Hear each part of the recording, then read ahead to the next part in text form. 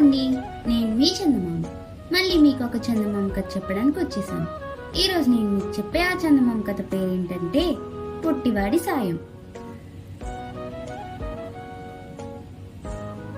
ఒక పేద రైతు గ్రామంలో అందరికన్నా ధనవంతుడైన భూస్వామి నుంచి 10 ఎకరాల భూమి కౌలుకు తీసుకున్నాడు. అయితే ఆ భూమి ఏమంత సారవంతమైనది కాదు. అయినా కష్టపడితే కాని పని ఏమున్నదన్న మొండి ధైర్యంతో రైతు, అతడి భార్య, 2 పిల్లలు అందులో వాననక ఎండనక శ్రమ పడేవాళ్ళు. కానీ అందులో వచ్చే ఫలసాయం వాళ్ళ తిండికి బట్టకు సరిపోయేది కాదు. ఇలా ఉండగా ఒక సంవత్సరం పొలానికి దాపులనున్న నది పొంగి పొలంలో ఉన్న పంటతో పాటు అతడి ఎద్దుల జతలో ఒకటి వరదకు కొట్టుకుపోయింది.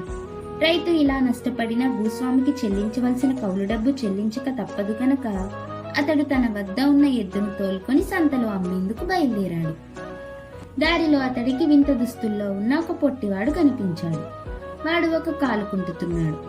రైతును చూస్తూనే వాడు, కాలికి దెబ్బ తగిలింది, నడవలేకపోతున్నాను. నాది నీ వెళ్లే దారే, నీ ఎద్దు మీద కొంత దూరం సవారీ చేయనిస్తావా అని అడిగాడు.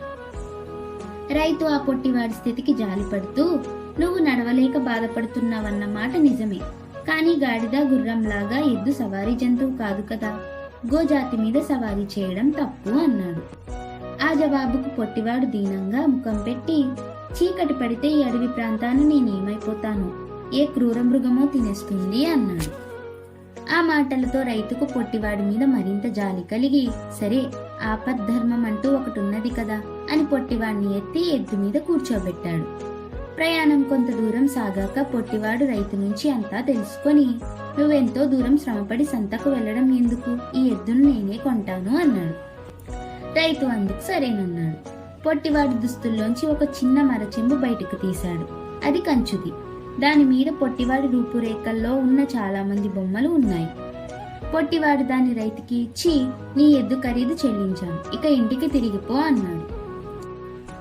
అది విని రైతు ఎంతో ఆశ్చర్యపడి, ఈ కంచు మరచెంబు నా ఎద్దు ఖరీదు చేస్తుందా, బాగానే ఉన్నది, మరి నేను భూస్వామికి చెల్లించవలసిన కౌలు డబ్బు ఎక్కడి నుంచి తెచ్చేది అని అడిగాడు. పొట్టివాడు పెద్దగా నవ్వి, నా మాట నమ్ము, ఆ మరచెంబు నీ కష్టాలన్నీ తొలగించి సుఖపడేలా చేస్తుంది అంటూ చెంబు మూత తీశాడు. ఆ మరుక్షణం చెంబు లోపల నుంచి అతి శ్రావ్యమైన పాట వినిపించింది. పొట్టివాడు చెంబు మూత ఎప్పట్లా బిగించి, ఒక్క యక్షులు తప్ప అంత మనోహరంగా ఎవరూ పాడలేరు, తెలిసిందా అన్నాడు. అంటే ఈ సంగీతం వింటూ నా ఆకలి, నా పెళ్ళం బిడ్డల ఆకలి చల్లార్చుకోమంటావా అని అడిగాడు రైతు. ఈ ప్రశ్న వింటూనే పొట్టివాడు, అయ్యో నా మతి మరుపు అంటూ తల పట్టుకొని, నీకు అసలు సంగతి చెప్పమరిచాను. నువ్వు ఇంటికి వెళ్ళగానే శుచిగా స్నానం చేసి ఇంటి మధ్య కొంత భాగం శుభ్రపరిచి అక్కడ ఈ మరచెంబును ఉంచు. తరువాత దాని మూత తెరిచి, మరచెంబు నువ్వు చేయగల సాయమేదో చెయ్యి అను, తెలిసిందా అని ఎద్దును అదిలించి దాపులనున్న చెట్ల చాటుకు వెళ్లిపోయాడు. రైతు మరచెంబుతో ఇంటికి తిరిగి వచ్చి సంగతి చెప్పగానే అతడి భార్య దిగులుగా ముఖం పెట్టి, ఏం చేస్తాం, కర్మ, నిన్నెవడో నిలువునా మోసగించాడు అన్నది. వాడి ముఖం చూస్తే మోసకారిలా కనిపించలేదు, చూద్దాం అంటూ రైతు పొట్టివాడు చెప్పినట్టు చేసి మరచెంబు మూత తెరిచి, మరచెంబు నువ్వు చేయగల సాయమేదో చెయ్యి అన్నాడు. ఆ వెంటనే పొట్టివాడి లాంటి 2 మరుగుజ్జులు టంగుమనే పెద్ద శబ్దంతో మరచెంబు నుంచి బయటకు గెంతి అక్కడ ఉన్న మంచాల మీద, ముక్కల పీటల మీద బంగారు కాసులన్నీ, వెండి పాత్రల్ని గుమ్మరించారు. ఇది చూసి రైతు, అతడి భార్య, పిల్లలు ఆశ్చర్యపడుతున్నంతలో వాళ్ళు బంగారు పళ్ళాలతో పంచభక్ష పరమాన్నాలతో విందు భోజనం వడ్డించి అదృశ్యులయ్యారు. రైతు కుటుంబం ఈనాడు అంత రుచికరమైన భోజనం తిని ఉండలేదు. రైతు పొట్టివాళ్ళు ఇచ్చిపోయిన బంగారు కాసులతో మంచి ఇల్లు కొనుక్కొని అందులో అవసరమైన సౌకర్యాన్ని ఏర్పాటు చేసుకున్నాడు. నెల తిరగకుండానే భూస్వామికి ఆ నోట ఈ నోట రైతుకు పట్టిన అదృష్టం, మహత్తుగల మరచెంబు సంగతి తెలియవచ్చింది. ఆయన ఒకనాడు రైతు ఇంట లేని సమయం చూసి నౌకర్లతో వచ్చి అతడి ఇంట్లో గల డబ్బుతో పాటు మరచెంబును కూడా ఎత్తుకుపోయాడు. భూస్వామి బలవంతుడు, పలుకుబడి గలవాడు కనుక రైతు ఏమీ చేయలేక ఊరుకున్నాడు. అతడికి తిరిగి పేదరికపు బాధలు ప్రారంభమైనాయి.